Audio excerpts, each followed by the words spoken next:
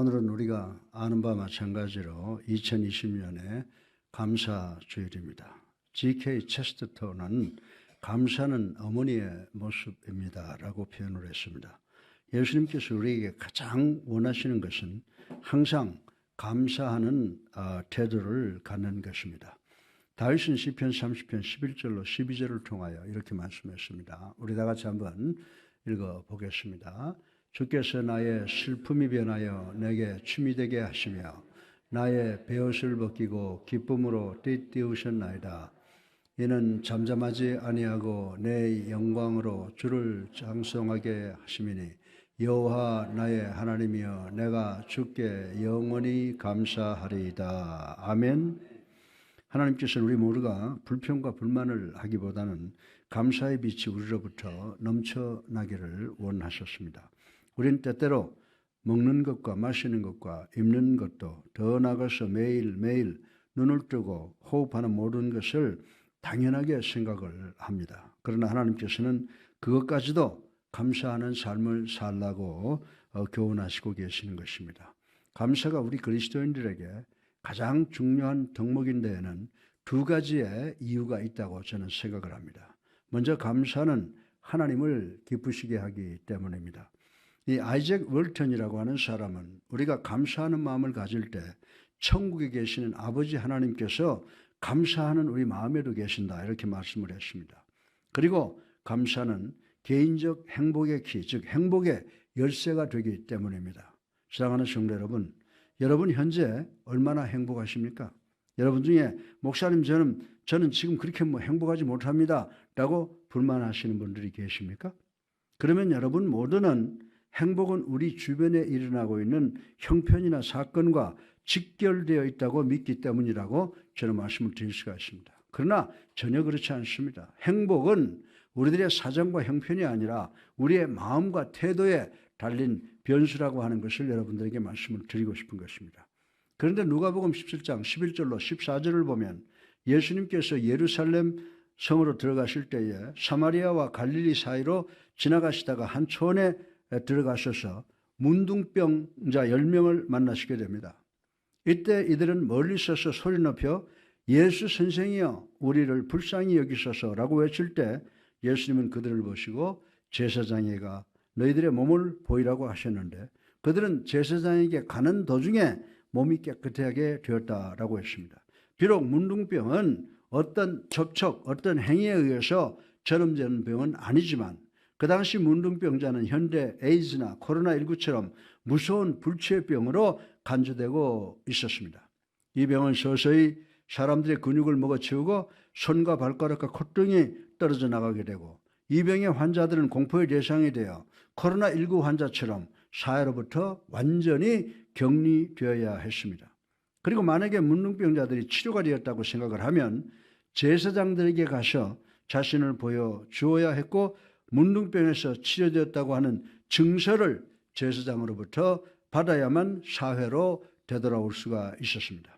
그런데 이들은 예수님을 만났고 예수님께 치료를 간청하자 예수님께서는 가서 제사장들에게 너의 몸을 보이라 하셨고 이들의 간절한 소원을 들어주셔서 병을 다 고쳐주셨습니다.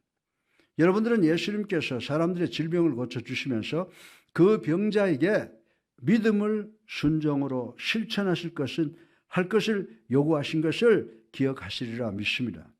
손이 마른 자를 보고 손을 내밀어라. 앉은 병이에게 내 자리를 들고 걸어라. 앞 못 보는 환자들에게 실로암 연못가에 가서 너의 손을 씻어라 라고 말씀하셨습니다. 병자들이 자신의 믿음을 순종으로 반응할 때 고침을 받았습니다. 병자들의 순종은 저들의 예수님에 대한 믿음의 표시였고 하나님의 치료의 권능이 역사하는 시작 포인트, 비기닝 포인트였다고 하는 것을 우리는 알 수가 있습니다. 이 문둥병자들이 제사장에게 가다 보니 치료를 받았다고 했습니다. 이들의 떨어져 나가는 코와 눈과 귀와 몸의 부분들이 건강하게 재생이 되었습니다. 생김새가 정상으로 돌아왔습니다. 그래서 15절과 16절을 보면 이들이 자신들이 나은 것을 보고 소리질러 기뻐하고 하나님께 영광과 찬송을 돌렸다고 했습니다. 그러나 정작 예수님께 돌아와서 예수님의 엎드려 감사를 드린 자는 그 당시 유대인들에게 온갖 천대와 멸시를 받는 사마리아인 한 사람뿐이었다라고 성경은 기록을 하고 있습니다.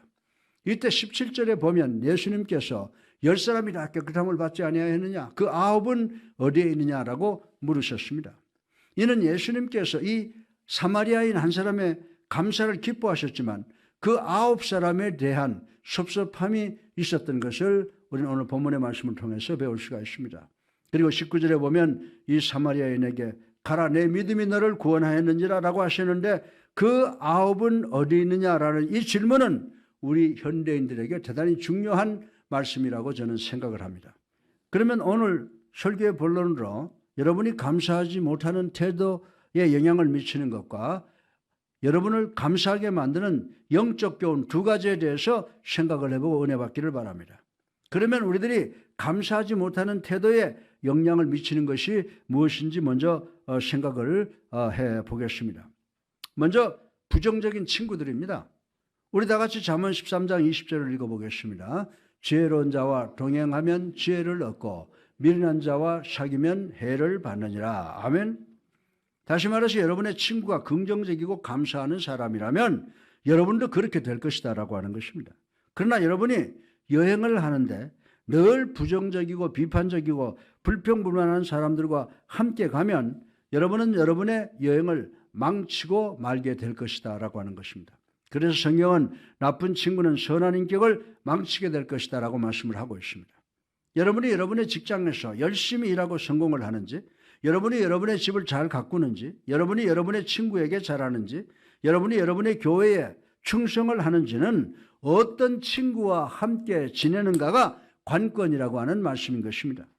여러분이 부정적이고 비판적이고 불평하는 사람들과 함께 지내면 여러분도 부정적이고 비판적이고 불평불만하는 사람이 되어서 결국 여러분의 삶을 망치게 된다고 성경은 가르쳐 주고 있습니다.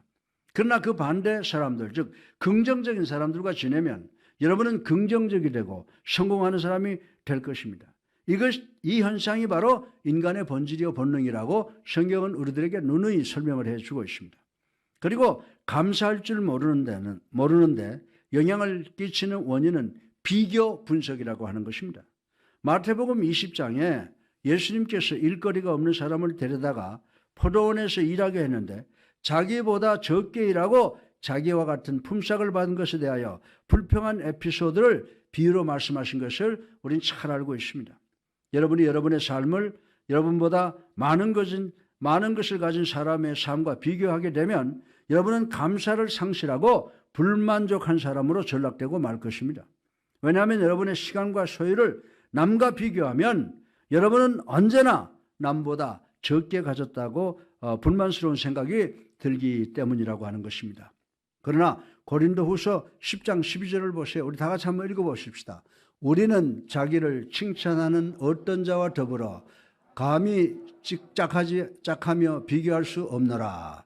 그러나 그들이 자기로서 자기를 헤아리고 자기로서 자기를 비교하니 지혜가 없도다. 아멘. 네. 저는 비교하는 사람은요 절대로 감사하지를 못함을 보장할 수가 있습니다.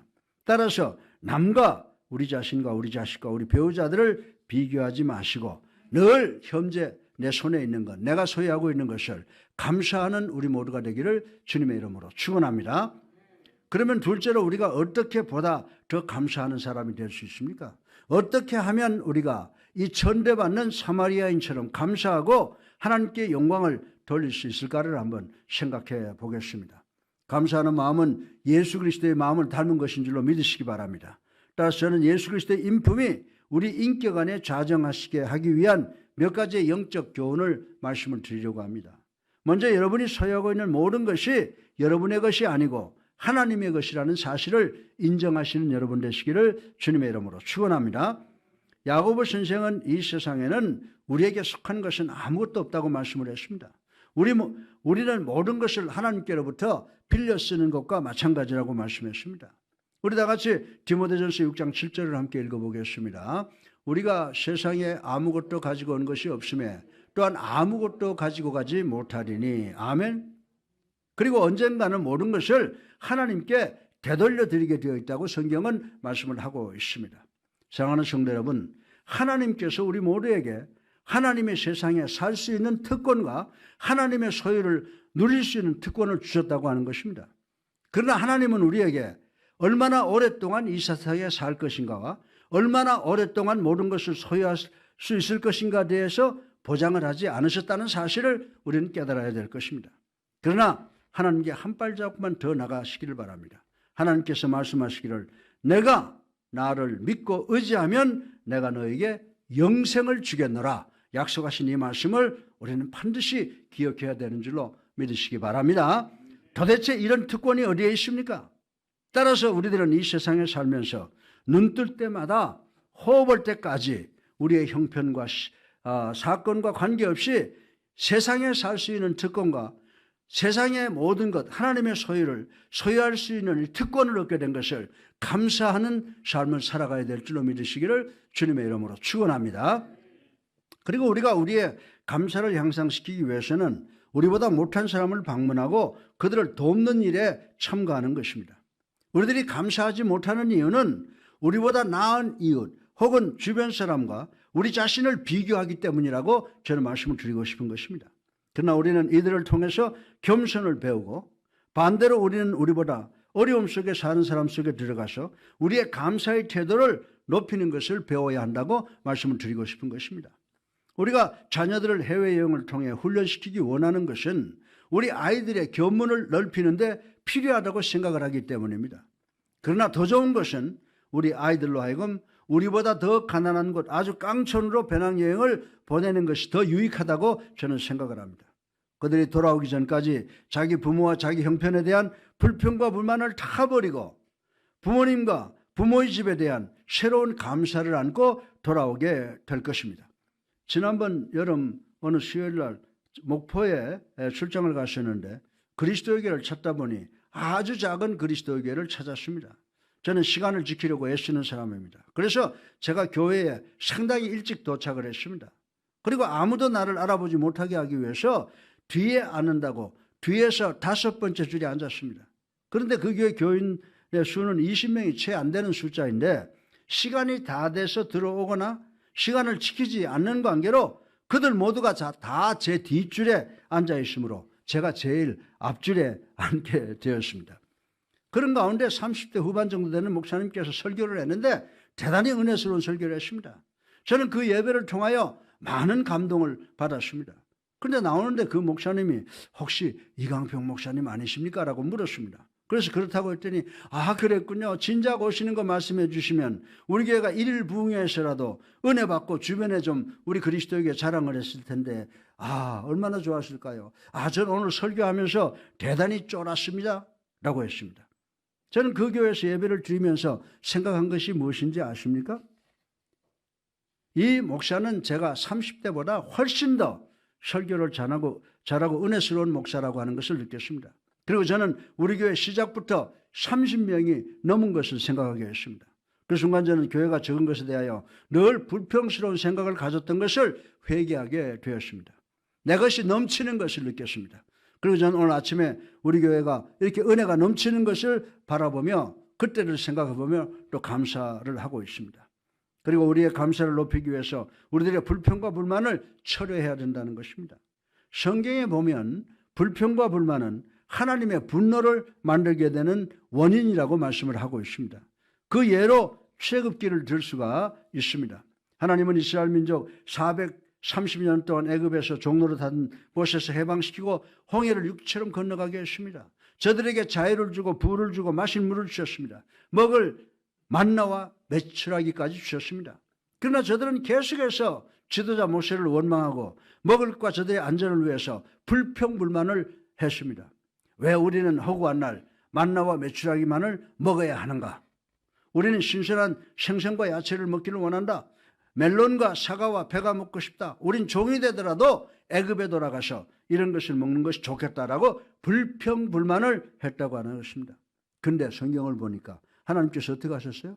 그들의 불평과 불만으로 인해서 하나님께서 대단히 분노하셨다고 하는 것을 우리는 알 수가 있습니다. 그래서 하나님께서 그들을 심판하셨습니다. 빌립보서 2장 14절을 보면은 모든 일을 원망과 시비가 없이 하라고 했습니다. 우리들 대부분은 불평, 불만하는데 선수입니다. 여러분과 저는 불평과 불만하는데 얼마나 큰 은사를 받았는지 모릅니다. 여름철 밖에 온도는 30도를 오르내린 더위가 기승을 부리고 있습니다. 그러나 성전 안은 냉방기 때문에 시원합니다. 그러다가 조금 시간이 가면 너무 춥다고 또 불평을 합니다. 내가 뭘 좀 하려면 비가 너무 온다, 혹은 비가 오지 않는다라고 불평을 합니다. 남편은 목석처럼 무드가 없다. 내 아내는 도대체 센스가 없다. 내 자식들은 버장머리가 없다. 내 부모는 늘 내 길을 방해한다. 우리 교회는 재미가 없다. 퇴행성 관절염이 나를 괴롭힌다. 등등을 불평을 합니다. 사랑하는 성도 여러분, 여러분과 저는 늘 이렇게 불평불만하고 살고 있다고 하는 것입니다. 그런데 문제는 우리는 불평하고 불만하고 있다는 것을 모르고 있는데, 우리들의 불평과 불만은 하나님의 분노의 원인이 된다는 사실을 우리는 알아야 되는 줄로 믿으시기 바랍니다. 그리고 주변 사람들에게 덕이 되지 못합니다. 오늘 예수 그리스도의 인격과 인품이 여러분의 삶의 전이 되기를 주님의 이름으로 도전합니다. 여러분은 매일 가까이 있는 사람에게 내가 만약에 불평불만하면 좀 내 코를 비틀어줘 라고 이렇게 부탁을 하시기 바랍니다. 불평과 불만을 피하시는 여러분 되시기를 주님의 이름으로 축원합니다. 그리고 우리들의 감사를 진작하기 위해서 하나님의 은혜와 사랑에 대한 감사를 표현하도록, 여기저기에 표현하도록 노력하셔야 된다라고 하는 것입니다. 우리 다 같이 데살로니가전서 5장 18절을 한번 읽어보겠습니다. 범사에 감사하라. 이것이 그리스도 예수 안에서 너희를 향하신 하나님의 뜻이니라. 아멘. 돌아가신 우리 어머님은 생전에 당신의 담임 목사님을 대단히 존경하고 사랑하셨습니다. 어느 날 제가 병원을 방문했는데 우리 어머님은 병상에서도 목사님 목회하시느라고 정말 고생 많으시다며 그 목사님을 걱정하시면서 목이 메여 하시고 눈물을 흘리는 것을 보았습니다. 그런데 우리 어머님은 제가 목회를 하고 방문을 해도 절대 우시질 않으셨습니다. 그러나 그 목사님께서 왔다 가시면 우셨습니다. 그런데 그 다음에 제가 전화를 걸면 암으로 병원에서 이제 6개월 미만밖에 살 수 없다고 하는 그런 시한부 삶을 사시면서도 늘 나는 괜찮다, 넌 어떠냐 라고 명랑하게 전화를 받으셨습니다. 이것이 바로 영적 성숙도라고 저는 생각을 합니다. 범사에 감사하는 태도입니다. 우리 디모데전서 6장 6절로 8절을 한번 같이 읽어보겠습니다. 그러나 자족하는 마음이 있으면 경건은 큰 이익이 되느니라. 우리가 세상에 아무것도 가지고 온 것이 없음에 또한 아무것도 가지고 가지 못하리니 우리가 먹을 과 입을 것이 있은즉 족한 줄 알 것이니라. 아멘. 여러분이요, 성경 한 권만 가지고 있으면 만족해야 됩니다. 북한 같은 나라는 아직도 성경 한 권을 갖지 못한 사람이 대부분이라고 하는 걸 여러분 아십니까? 여러분이 만약 성경을 읽을 수 있다면 여러분은 전 세계 문명자 60만 명보다 더 행복합니다. 여러분이 오늘 아침에 건강하게 일어났으면 오늘 아침에 일어나지 못하고 눈을 감은 사람이 우리나라에 약 700명이 된다고 하는데 이들보다 더 행복하다고 하는 것입니다. 여러분이 교도소나 어느 격리된 수용소에서 고독을 씹어보지 못했으면 여러분은 현재 교도소 안에 있는 7만 명보다 훨씬 더 행복한 사람들입니다. 여러분의 부엌에 소박하지만 먹을 것이 있고 여러분의 옷장에 소박하지만 입을 것이 있고 또 여러분이 누울 것이 있으면 여러분은 이 세계의 75%보다도 더 행복한 분들이라는 사실을 반드시 기억하시기를 주님의 이름으로 축원합니다.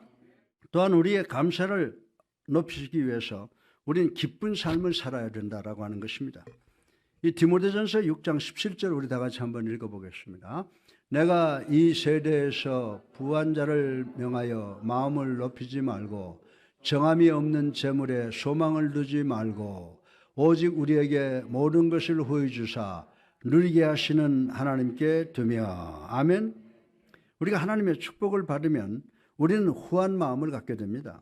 그리고 우리 교회도 없는 사람들에게 후한 마음을 갖게 됩니다. 또한 우리는 재물에 소망을 두거나 의지하지 않습니다. 이렇게 되면 우리는 이 세상의 삶을 기쁘게 살게 되는데 이런 태도가 하나님을 기쁘시게 한다고 성경은 우리들에게 가르쳐주고 있습니다.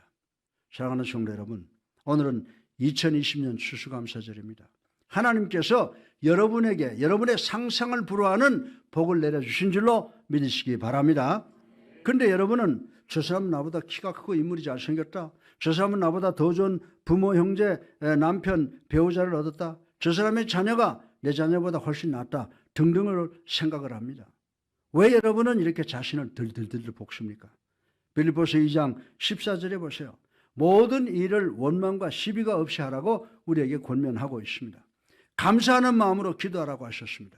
이렇게 하면 하나님의 평화가 여러분의 마음에 깃들게 될 줄로 믿으시기를 주님의 이름으로 축원합니다. 그 여러분은 비로소 여러분을 향한 하나님의 섭리와 뜻을 이해하게 됩니다.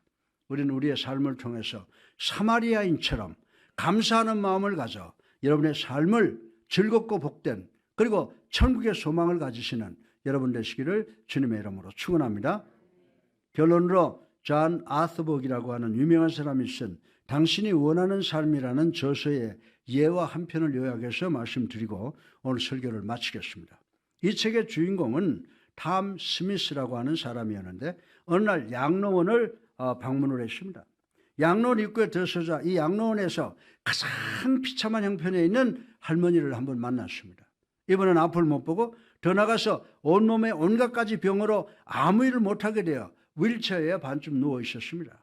이분의 모습은 그야말로 처절하고 절망적이었습니다. 그래서 탐 스미스는 자기가 가지고 왔던 꽃을 그 할머니 손에 쥐어주면서 할머니 사랑해요 라고 인사를 했답니다. 그런데 이 탐 스미스는 이 할머니의 반응을 보고 깜짝 놀랐다고 했습니다. 대단히 아름답군요. 앞을 못 보는 사람이에요. 대단히 아름답군요. 감사합니다 라고 하더니 내가 이 꽃을 다른 사람에게 주어도 괜찮습니까? 나는 앞을 못 보고 나보다 더 불행한 보고 분이 있기 때문이요 라고 하더라는 것입니다. 그래서 탐 스미스가 그 할머니의 휠체어를 밀고 할머니가 원하는 곳에 갔는데 정말 임종에 가까운 노인네가 한 분이 있었습니다. 이 할머니가 그분의 손에 꽃을 쥐어주면서 이 꽃은 예수님께서 주시는 것입니다 라고 말하시더라는 것입니다.